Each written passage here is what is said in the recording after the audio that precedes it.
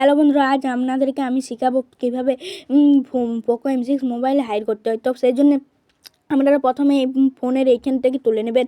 তারপর যদি আপনাদের এইখানে সার্চ বাটন আসে তো এই ক্যাচ চিহ্নটাকে টিপে দেবেন। তারপর খুব তাড়াতাড়ি দুবার এমনি করে টেনে নেবেন। তারপর নিজের ইচ্ছা মতন এখানে লক দিয়ে দেবেন। দুবার লক দেওয়ার পর এখানে ওকে বাটনটা আসবে, সেটাকে ক্লিক করবেন। তার আগে যদি আপনাদের ফিঙ্গার দিতে ইচ্ছে হয় তো সেই জন্য এখানে প্রথমেই লেখা থাকবে যে ফিঙ্গার। যদি আপনাদের এই সাইড ফিঙ্গার থাকে সাইডে আঙুল ক্লিক করবেন, যদি পেছনে ফিঙ্গার থাকে পেছনে ফিঙ্গার ক্লিক করবেন, তারপর ওকে করবেন যেমন আমি করেছিলাম। সেই জন্য আমি এইটাকে খুলে নিচ্ছি। খোলার পর এখানে লেখা উঠবে অ্যাড অ্যাপস। এটাকে টিপে নিজের ইচ্ছা মতো যে কোনো অ্যাপ, আমি যেমন করব বাংলা ডিকশনারি, অ্যামাজন, এই দুটিকে করব, যে কোনো অ্যাপ এখানে হাইড হয়ে যেতে পারে। তারপর এইখানে রাইট চিহ্নটাকে টিপে দিতে হবে।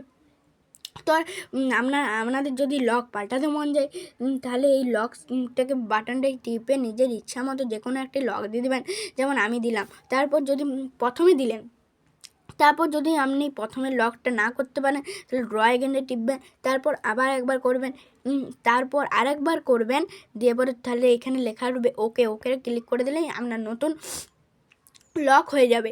তো বন্ধুরা, আজকের ভিডিও এইটুকুই। তো যদি ভিডিওটি ভালো লাগে তাহলে লাইক এবং সাবস্ক্রাইব করুন।